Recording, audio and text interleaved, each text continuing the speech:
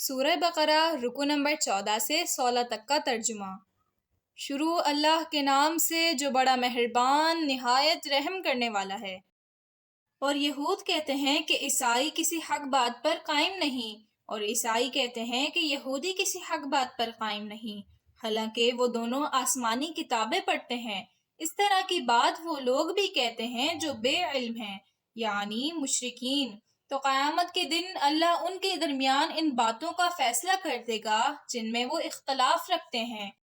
اور اس سے بڑھ کر کون ظالم ہوگا جو مسجدوں میں اللہ کا نام لینے سے منع کرے اور ان مساجد کی بربادی میں کوشش کرے۔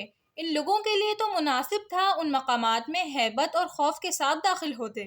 یاد رکھو، ان کے لیے دنیا میں ذلت و خواری اور آخرت میں بہت بڑا عذاب ہوگا۔ اور مشرق و مغرب اللہ ہی کے ہیں، پس جس طرف تم رخ کرو اسی طرف اللہ کا رخ ہے۔ اللہ یقیناً بڑی وسعت اور علم والا ہے۔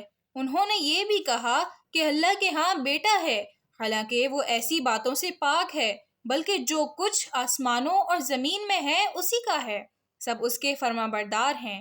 وہی تو ہے جس نے آسمانوں اور زمین کو پیدا کیا، اور جب کسی امر کا فیصلہ کر لیتا ہے تو بس اتنا کہہ دیتا ہے کہ ہو جا، وہ فوراً ہو جاتا ہے۔ اور ان لوگوں نے جنہیں کوئی علم نہیں یہاں تک کہہ دیا کہ اللہ ہم سے کیوں ہم کلام نہیں ہوتا، یا کوئی نشانی کیوں ہمارے پاس نہیں آتی۔ ان میں پہلے لوگ بھی ایسے ہی بات کہہ چکے ہیں، ان کے دل ایک دوسرے کے مشابہ ہو گئے، اور ہم تو یقین رکھنے والوں کے لیے اپنی نشانیاں اچھی طرح ظاہر کر چکے ہیں۔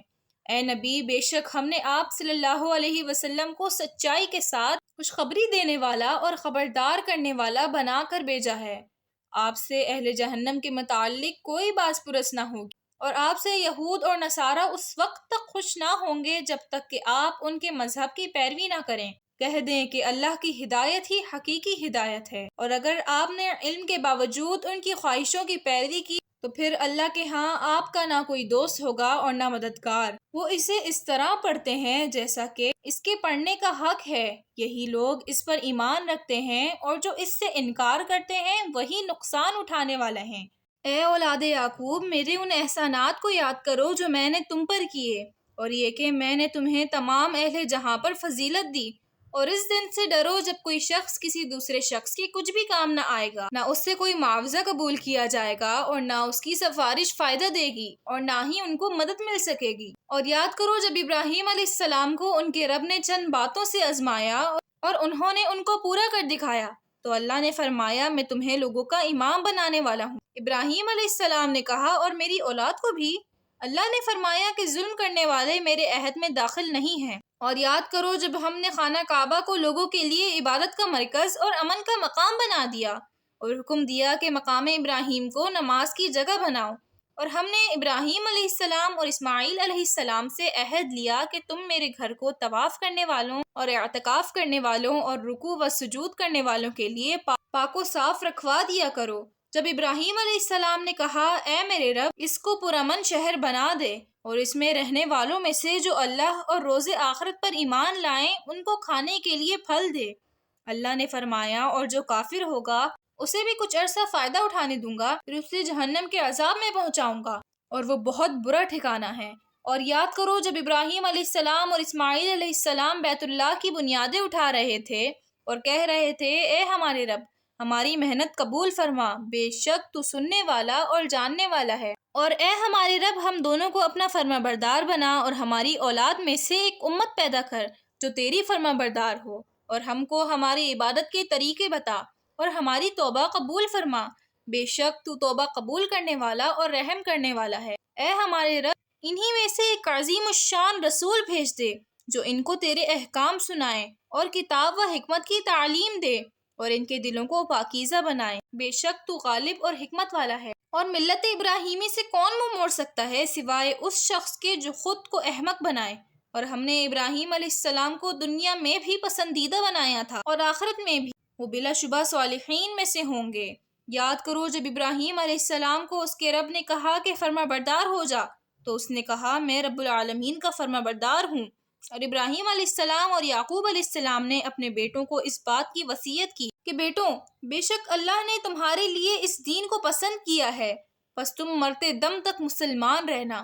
پھر کیا تم اس وقت تک موجود تھے جب یعقوب علیہ السلام کا آخری وقت آیا، جب اس نے اپنے بیٹوں سے پوچھا کہ میرے بعد تم کس کی عبادت کرو گے؟ انہوں نے کہا کہ ہم اسی خدائے واحد کی عبادت کریں گے جس کی عبادت آپ اور آپ کے بزرگ ابراہیم علیہ السلام اور اسماعیل علیہ السلام اور اسحاق علیہ السلام کرتے رہے، اور ہم اسی اللہ کے فرما بردار ہیں۔ یہ ایک امت تھی جو گزر گئی، ان کے اعمال ان کے کام آئیں گے اور تمہارے اعمال تمہارے کام، اور تم سے ان کے اعمال کے متعلق نہیں پوچھا جائے گا۔ اور وہ کہتے ہیں کہ یہودی یا عیسائی ہو جاؤ تو ہدایت پاؤ گے۔ آپ کہہ دیجئے کہ ملت ابراہیمی کی پیروی میں ہدایت ہے، جو ایک اللہ کے بندے تھے اور تمہاری طرح مشرک نہ تھے۔ کہہ دیں کہ ہم اللہ پر ایمان رکھتے ہیں اور اس کتاب پر جو ہماری طرف نازل ہوئی، اور ان تعلیمات پر جو ابراہیم علیہ السلام، اسماعیل علیہ السلام، اسحاق علیہ السلام، یعقوب علیہ السلام اور ان کی اولاد پر نازل ہوئی تھی، اور ان کتابوں پر جو موسیٰ علیہ السلام، عیسیٰ علیہ السلام اور تمام انبیاء علیہ السلام کو اپنے پروردگار کی طرف سے دی گئی تھیں۔ ہم ان میں سے کسی کے درمیان کچھ تفریق نہیں کرتے، اور ہم تو اسی کے فرما بردار ہیں۔ بس اگر یہ لوگ اسی طرح ایمان لے آئیں جس طرح آپ لوگ اس کتاب پر ایمان لائے ہیں تو یقیناً انہوں نے ہدایت پائی، اور اگر انہوں نے منہ موڑ لیا تو پھر یہ ان کی بے جا ضد ہوگی، اور آپ کے لیے ان کے مقابلے میں اللہ ہی کافی ہے، اور وہ سننے والا اور جاننے والا ہے۔ ہم نے اللہ کا رنگ قبول کیا ہے، اور اللہ کے رنگ سے اور کس کا رنگ بہتر ہو سکتا ہے، اور ہم تو اسی اللہ کے عبادت کرنے والے ہیں۔ کیا تم اللہ کے معاملے میں ہم سے جھگڑا کرنا چاہتے ہو؟ حالانکہ وہی ہمارا رب ہے اور تمہارا بھی، ہمارے لیے ہمارے اعمال ہیں اور تمہارے لیے تمہارے اعمال، اور ہم اسی کے مخلص بندے ہیں۔ کیا تم یہ کہتے ہو کہ ابراہیم علیہ السلام، اسماعیل علیہ السلام، اسحاق علیہ السلام، یعقوب علیہ السلام اور ان کی اولاد یہودی یا عیسائی تھے؟